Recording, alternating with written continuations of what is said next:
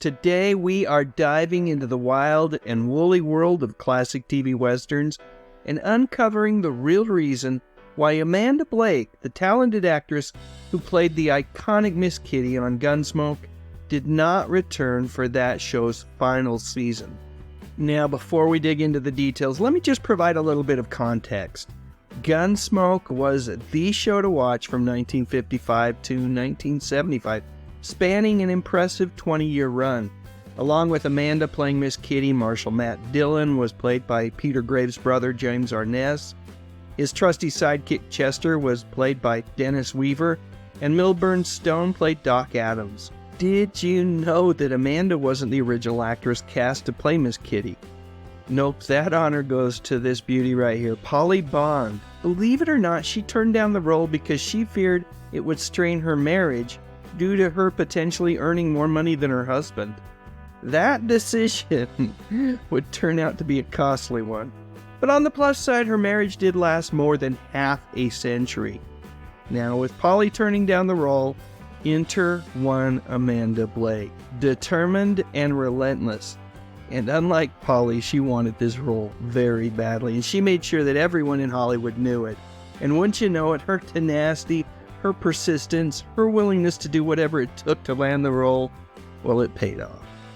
And of course, as time went on, Amanda's character, Miss Kitty, became a fan favorite. She was pretty, smart, and someone that a lawman like Matt Dillon could trust. Amanda loved playing Miss Kitty. She told everyone that Gunsmoke was like working with family, and she meant that in the best possible way.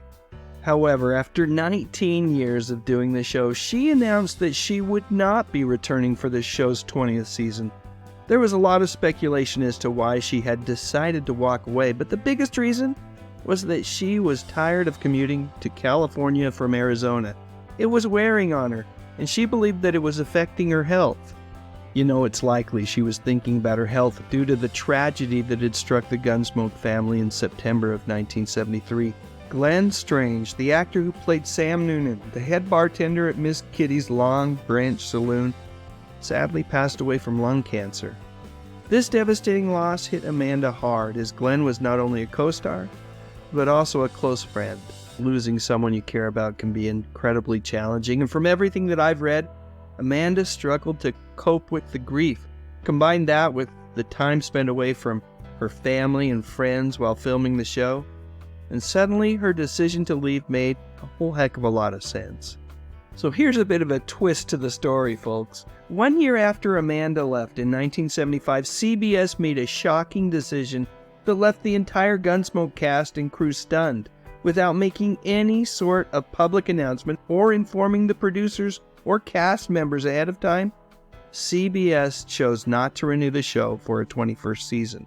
That news, like I said, came as a complete surprise to everyone involved, and for that reason, they didn't even have a chance to do a final wrap-up show.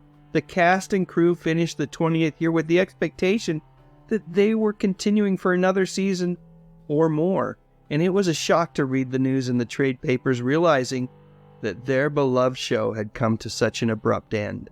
And even though Amanda was no longer on the show, I've got to tell you, from everything that I've read, she was absolutely livid. So much so, in fact, that in David R. Greenland's book, The Gunsmoke Chronicles, he says that she wanted to storm the steps of CBS in New York City, and she was ready to give CBS President William Paley a piece of her mind. Interestingly, this seemed to be something of a habit for CBS before and after Gunsmoke. It wasn't the only popular show that met such an unexpected fate. Shows like Gilligan's Island, Lost in Space, and later on The Incredible Hulk also experienced abrupt cancellations without prior notice. Speaking of Gilligan's Island, do not even get me started about how Gunsmoke was actually supposed to have been canceled. But since Bill Paley's wife loved Gunsmoke so much, Gilligan's Island was canceled instead. That story makes no sense to me. The more I think about it, it just feels a little bit off. Are you saying that there wasn't a single other television show on CBS at that time that deserved cancellation more than either of these two wonderful shows? I guess I'll never really understand the entertainment industry. Thanks for watching, folks. Don't forget to like and subscribe, and a huge thank you to each one of the fine people whose names are being shown on the screen right now. Each one of them have gone above and beyond to support this channel by clicking on that little join button right below the video and becoming channel members. Such a kind thing to do. These channel members have had access to a sneak preview version of this video for a couple of days now, and here are just a few of the comments that they've left. John Collins said, "It's nice to know that people cared for and enjoyed each other's company so much, respected each other's efforts so totally that they were willing to protest at the actual network on behalf of their former co-workers." And Debbie D shared a favorite memory saying that Gunsmoke was my childhood until it was canceled. My dad and mom loved that show, and it, along with The Lawrence Welk Show and Little House on the Prairie and Hee Haw, were all shows we watched as a family. And finally, the great Thresh Pondo Pond says, "If I had $1 for every show I loved that was abruptly canceled, I could start my own network and put them all back on the schedule."